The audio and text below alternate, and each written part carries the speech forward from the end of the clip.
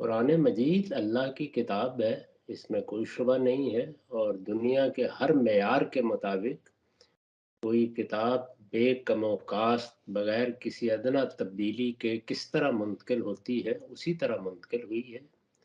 مسلمانوں نے اپنے اجماع اور تواتر سے اس کو منتقل کیا ہے۔ وہ کوئی بکھری ہوئی قوم نہیں تھے، ان کی ایک باقاعدہ حکومت قائم ہوئی اور وہ ایک عالمی سلطنت میں تبدیل ہوئی۔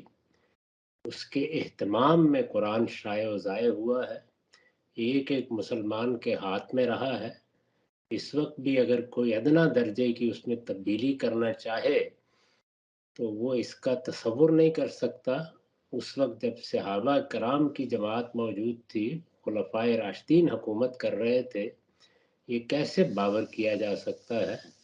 اس کے معنی تو یہ ہے کہ ہم اصل میں اللہ کی بات نہیں سمجھنا چاہتے، بلکہ یہ چاہتے ہیں کہ اللہ تعالیٰ ہماری خواہشات کے مطابق بات کرے۔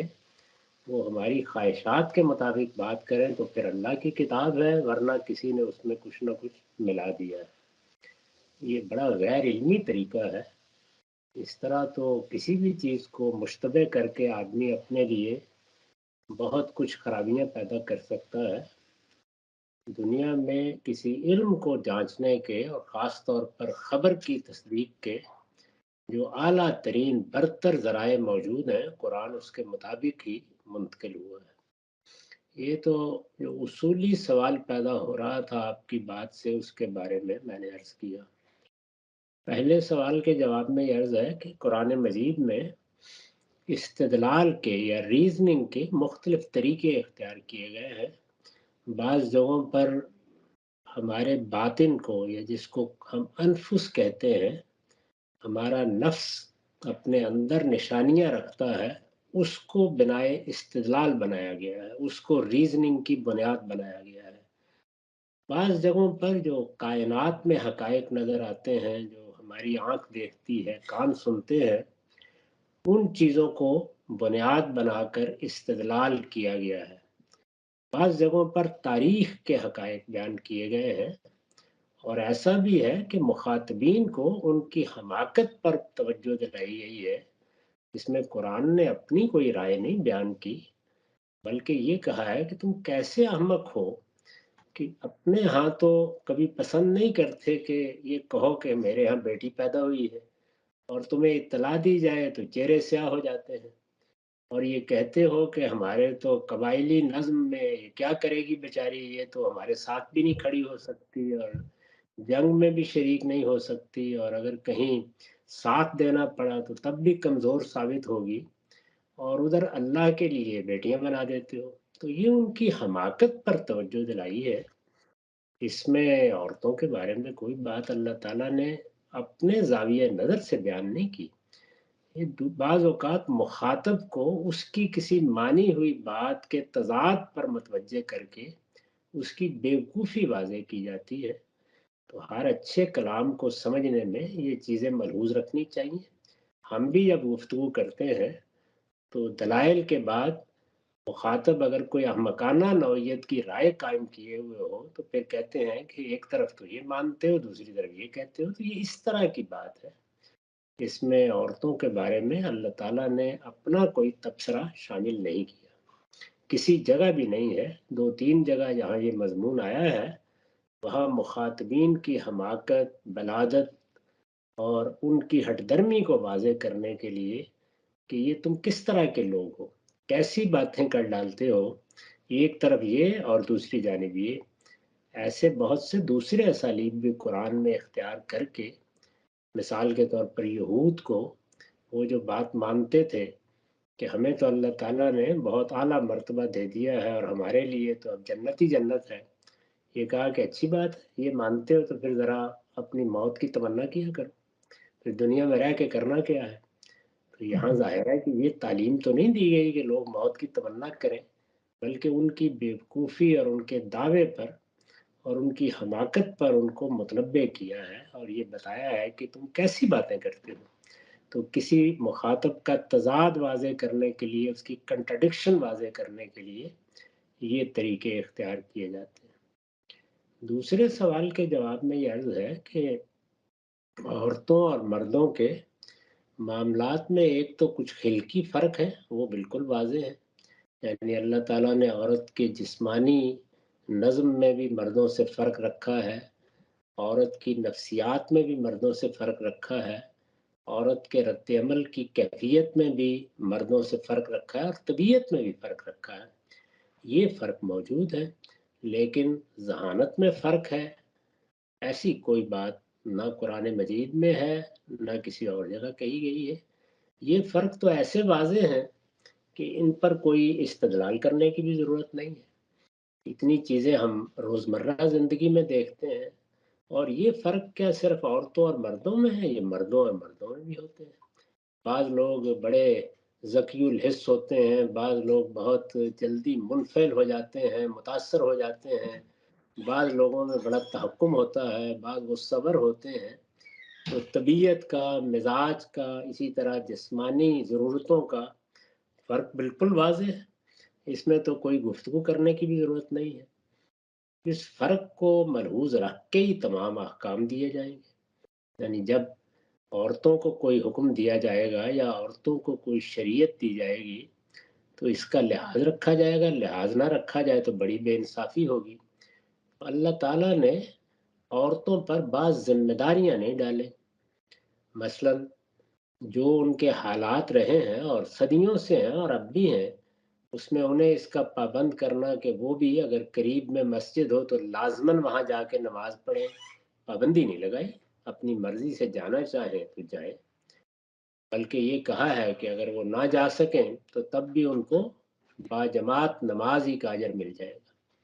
اسی طرح سے حدود، تعزیرات کے نفاذ کی ذمہ داری ان پر نہیں ڈالی گئی، جمعہ جماعت کے بارے میں بھی ان کو پابند نہیں کیا گیا، وہ جمعہ پڑھنے کے لیے جائیں، بہت اچھی بات ہے، عیدین میں شریک ہوں، ترغیب دی ہے، لیکن لازم نہیں کیا ان پر۔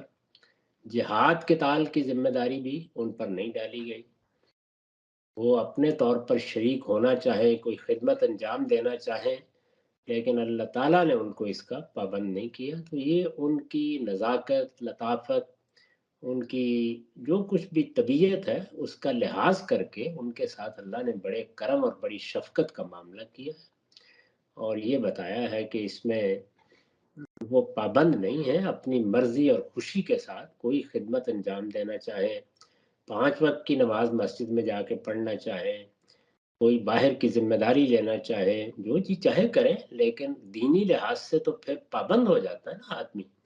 تو یہ ذمہ داریاں عورتوں پر اللہ تعالیٰ نے، اللہ کے پیغمبروں نے نہیں ڈالی، یہ فرق کیا ہے، اس میں کوئی شبہ ہی نہیں ہے۔ ایسا ہی معاملہ گواہی کا ہے، گواہی کو لوگ کوئی ایسے سمجھتے ہیں کہ یہ استحقاق کی بات ہے، یعنی کوئی بڑے منصب سے محروم ہو گئے۔ جہاں تک واقعاتی گواہی کا تعلق ہے اس کا تو کوئی ذکر ہی نہیں ہے، اس میں جو موقع کا گواہ ہوگا، عورت ہو، مرد ہو، بچہ ہو، وہ گواہی دے گا۔ قاضی کا کام ہے دیکھے کس کی گواہی ماننی ہے کس کی نہیں ماننی۔ ممکن ہے کہ ایک بچے کی گواہی وہاں کامیاب ہو جائے اور ایک مرد کی گواہی کو قاضی قبول نہ کرے، وہ دستاویزی گواہی ہے، یعنی میں نے، آپ نے کوئی معاملہ کیا ہے تو اس پر مجھے آپ کو گواہ بنانا ہے، وہاں گواہ اللہ تعالیٰ کھڑا نہیں کرتا، وہاں ہمارے ہاتھ میں معاملہ ہوتا ہے۔ تو اس میں یہ کہا ہے کہ ایک قبائلی معاشرے میں لوگوں کے حقوق پر گواہی دینے کے لیے عورت کھڑی ہوگی، گواہی تو کسی ایسے ہی شخص کے خلاف دینی پڑے گی نا جو کسی کا مال ضبط کر کے بیٹھا ہے، کسی کی زمین دبا کے بیٹھا ہے۔ تو یہ بڑی ذمہ داری کی چیز ہے، اس میں مردوں کو گواہ بناؤ، بڑے اس میں مسائل پیدا ہو جائیں گے، وہ بیچاری کہاں کھڑی ہوگی؟ ابھی بھی قبائلی معاشرے میں ذرا جا کے گواہی کے لیے کھڑے ہو کے دیکھیں، بلکہ ہماری عدالتوں ہی میں ذرا پیش ہو کے دیکھ لیں، اندازہ ہو جائے گا کیا ہوتا ہے۔ یعنی مجھے تو کوئی آدمی اگر کہے کہ یہ اس دستاویزات پر کوئی گواہی ثبت کر دیں یا اس پر دستخط کر دیں تو میں تو معذرت کر دوں گا، کیونکہ ہمارے ہاں جس طرح سے جا کے عدالتوں میں جرا کا سامنا کرنا پڑتا ہے، ایک مرتبہ کے تجربے سے میں گزرا ہوں، میں تو اس سے استغفار ہی پڑھوں۔ اللہ تعالیٰ نے وہاں بھی ذمہ داری نہیں ڈالی، اور یہ کہا ہے کہ اگر کسی وجہ سے کوئی مرد میسر نہ ہو اور 2 عورتوں کو، ایک عورت کو گواہ بنانا پڑے تو اس کے سہارے کے لیے ساتھ ایک اور عورت کو گواہ بنا لو، تاکہ وہ مردوں کے पंचायत में या मर्दों की अदालत में खड़े होकर घबरा न जाए। तो ये भी यहाँ रियायत की गई है उसकी। और ये सद्दे ज़रिया का हुक्म है, यानी एक एहतियात का मशवरा दिया गया है, कोई फ़र्ज़ नहीं किया गया, कोई वाजिब नहीं किया गया। आज औरतें पढ़ लिख गई हैं, वकील बन गई हैं, अब वो बहुत से मामलात करती हैं, मर्दों से भी मामला करती हैं।